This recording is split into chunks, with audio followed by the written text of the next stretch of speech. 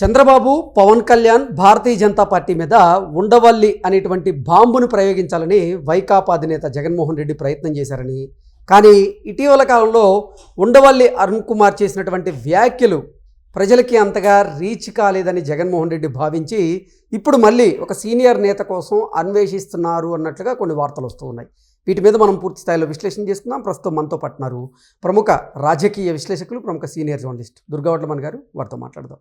Madam నమస్తే. Madam నమస్తే. ఈ అంశం మీద మీ విశ్లేషణ ఏంటి మేడం? నేను అనుకోవట్లేదండి ఇంకొకళ్ళ గురించి ఆలోచిస్తాడు జగన్మోహన్ రెడ్డి అని. ఎందుకంటే అలా అనుకుంటే అసలు ఇటీవల కాలంలో ఉండవల్లి గారు ఇన్ని రకాల వ్యాఖ్యలు చేయరు.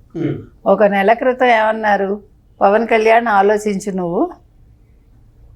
నువ్వే ముఖ్యమంత్రి కావచ్చు అన్నాడు ఆయన. అవునా?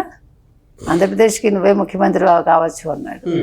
మళ్ళా నిన్ననేమంటున్నాడు ఆయన, భూసేకరణ విషయంలో ఇది కూడా ఆలోచించు పవన్ కళ్యాణ్ అంటున్నాడు. తర్వాత ఆంధ్రప్రదేశ్ ఫ్యూచర్ నువ్వే, ఫ్యూచర్ సీఎం నువ్వే.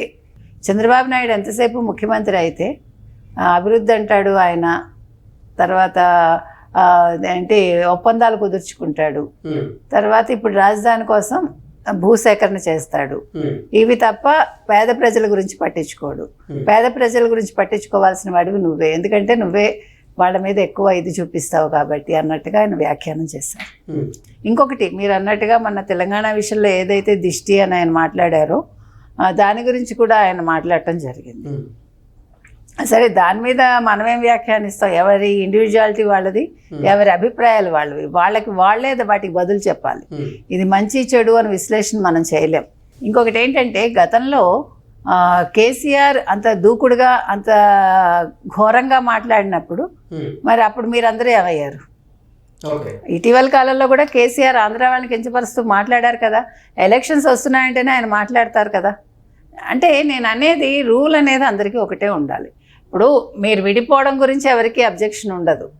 మీరు ఒక రాష్ట్రం కావాలనుకున్నారు, అంతవరకు బాగుంది. దానికోసం వాళ్ళని తిట్టి మరి ఆంధ్ర వాళ్ళకే మీరు ఇచ్చారు కదా ప్రాజెక్టులన్నీ కూడా. కృష్ణారెడ్డి ఎవరు కదా, మేఘా కృష్ణారెడ్డి ఎవరు, మరి వాళ్ళకే ఇచ్చారు కదా. అంటే ఇవన్నీ కూడా ఓట్ల కోసం వీళ్ళు చేసే జిమ్మిక్కుల, ఎవరు కేసీఆర్ లాంటి వాళ్ళు అండర్ కరెంట్గా ఎవరికి వాళ్ళ పనులు చేసుకుంటున్నారు అనేది మనకు అర్థమవుతుంది. అందుకని ఇవాళ పవన్ కళ్యాణ్ ఇది మాట్లాడారు, లేకపోతే కేసీఆర్ ఇలా మాట్లాడారు అని ప్రజలు కొట్టుకునే కంటే వాస్తవాలు అర్థం చేసుకుంటే బాగుంటుంది. రెండోది, నా ఉద్దేశం ఏంటంటే, ఇవాళ ఉండవల్లి చేసిన వ్యాఖ్యల్లో ఇప్పుడు ఒకసారి ఆయన సమర్థిస్తాడు, ఓ సూపరు బాబు అంటారు, ఇంకోసారి అబ్బో పవన్ కళ్యాణ్ అంటారు, ఇంకోసారి అబ్బా భలే లోకేష్ భలే చేస్తున్నాడు అంటారు.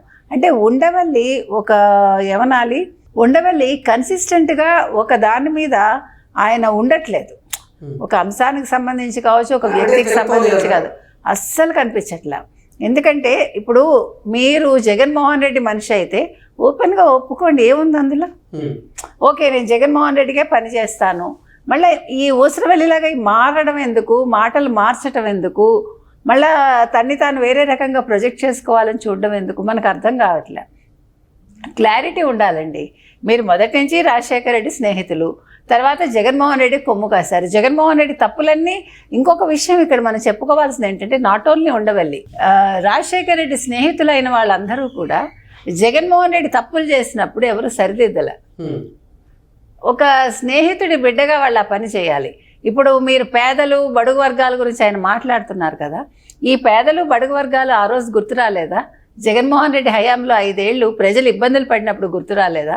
ఆయన పరదాలు కట్టుకుని వ్యాపారాలు ఆ రోజుకి బంద్ చేయించేసి ఆయన వెళ్ళటం కోసం ఆలోచించి డ్రోన్లు ఉపయోగించి ప్రజలు ఇబ్బందికి గురి చేసినప్పుడు ఆయనకు గుర్తు రాలేదా? ఆ రోజు వ్యాపారస్తులందరూ చిరు వ్యాపారులే కదండి. వాళ్ళకి ఏం చేశాడు ఆయన స్పెసిఫిక్గా? నేను అంటున్నది అది. మీరు ఆ రోజే ఇవన్నీ కంట్రోల్ చేసి ఉంటే ఏమో జగన్మోహన్ రెడ్డి మళ్ళీ ముఖ్యమంత్రి అయ్యేవాడేమో. ఇవాళ మీరందరూ ఇలా మాట్లాడటం వల్ల ఇప్పుడు ఇక్కడ మీకు ముఖ్యంగా ఇవాళ ఉండవల్లి ఇలా మాట్లాడటానికి రీజను జగన్మోహన్ రెడ్డి వెనకాల ఉండడం. రెండోది, ఎలాగైనా తెలుగుదేశాన్ని జనసేనని విడగొట్టాలి అనేది వాళ్ళ మెయిన్ అజెండాగా కనిపిస్తుంది. అందుకే ఇవన్నీ వస్తున్నాయి. కూటమిని విచ్ఛిన్నం చేసేటువంటి క్రమంలోనే ఇటువంటి వ్యాఖ్యలు చేస్తున్నారు. ఇటువంటి మాటలు మాట్లాడుతున్నారంటారు? ఖచ్చితంగా అది సందేహమే అక్కర్లే మీకు. లేకపోతే ఇప్పుడు ఉండవల్లికి పవన్ కళ్యాణ్ మీద ఎందుకండి కొత్తగా ప్రేమ? ఇప్పుడు ముద్రగడ పద్మనాభరావుని మీరు ఎందుకు దగ్గరికి తీసుకున్నారు? అప్పుడు ఆయన తన కులం కూడా మార్చుకుని రెడ్డి అవ్వాల్సినంత పరిస్థితి ఎందుకు వచ్చింది? సో అంటే నేను అనేది ఏంటంటే కూతుర్ని కూడా దూరం పెట్టి ఆయన ఒక జగన్మోహన్ రెడ్డి కోసం అంత అవసరం ఏమొచ్చింది? ఈరోజు ఎక్కడున్నారు ముద్రగడ? ఈరోజు ఎవరైనా పట్టించుకుంటున్నారా? ఆయన హాస్పిటల్ అడ్మిట్ అయితే కూతురే కదా వెళ్ళి చూసింది. నేను అంటున్నది అది. ఆవిడొక ప్రాపర్టీ అని అన్నాడు ఆయన ఆ రోజు. కూతుర్ని ఒక ప్రాపర్టీ అన్నాడు. ఏ తండ్రి అయినా కూతుర్ని ప్రాపర్టీ అంటాడండి?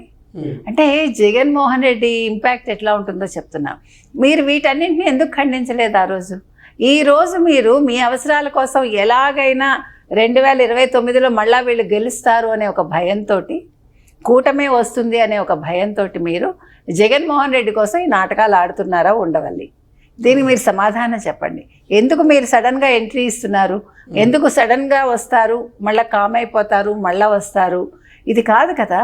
మీరు సీనియర్స్, మీరందరూ కూడా. ఇప్పుడు కూటమి ప్రభుత్వానికి ఏం చెప్పాలనుకుంటున్నారు? ఎందుకు ప్రెస్ మీట్ పెడుతున్నారు? ప్రెస్ మీట్ లో భాగంగా ఏ సారాంశంతో ఆయన మాట్లాడుతున్నారంటే చెప్తారు? ఇదే ఎజెండా అండి. అంటే దీనికి ఒక ఎజెండా ఉంది. ఎలాగైనా కూటమిని విచ్ఛిన్నం చేయాలి. ఇప్పుడు అందరూ శతవిధాలా ప్రయత్నిస్తున్నారు కదా. మీకు అప్పటి నుంచి ఇప్పటివరకు 23 నుంచి ఇంతవరకు అదే వాళ్ళు చేస్తున్న పని. కాబట్టి ఇవాళ ఏ రకంగానూ పవన్ కళ్యాణ్ ఏమీ చేయలేకపోతున్నారు. మొన్న కూడా పవన్ కళ్యాణ్ మళ్ళా 15 ఏళ్ళు మేమే వస్తాం, కూటమే వస్తుంది, చంద్రబాబు నాయుడు గారే ముఖ్యమంత్రి అని మొన్న ఘంటాపదంగా చెప్పారు. దీంతో వాళ్ళు భయపడుతున్నారు. ఇప్పుడు పవన్ కళ్యాణ్ మైండ్ డైవర్ట్ చేయాలంటే నువ్వు ముఖ్యమంత్రి అవ్వు అని చెప్తున్నారు. మీరు గమనించారా? అతను మొర్రోని ముఖ్యమంత్రిని అవ్వని ఇప్పుడు అని అతను చెప్తున్నాడు. అంటే అతని మనసులో ఒక బీజం వేయడానికి వాళ్ళు ప్రయత్నిస్తున్నారు. కానీ ఆ విత్తనం ఏమీ నాటుకోదు. ఎందుకంటే క్లారిటీతో ఉన్నారు పవన్ కళ్యాణ్. అతనికి తెలుసు ఏం చేయాలో. చంద్రబాబు నాయుడు విలువేంటో అతనికి తెలుసు. కాబట్టి ఇదేమీ వీళ్ళెవరు కూడా విచ్ఛిన్నం చేయలేరు. కాకపోతే ఇలా తెర మీదకి వచ్చి మాట్లాడటం వల్ల అభాస్పాలయ్యేది సీనియర్స్ అయిన ఉండవల్లి లాంటి వాళ్ళు. తర్వాత జగన్మోహన్ రెడ్డికి ఇంకో రకంగా ఇది అభాస్ అవడం ఆయన కూడా. ఎందుకంటే ఎందుకు ఇంత ప్రయత్నాలు చేయడం? దీని బదులు మీరు ప్రజల్లోకి వెళ్ళి మీరు ప్రజలతో మమేకం అవ్వండి.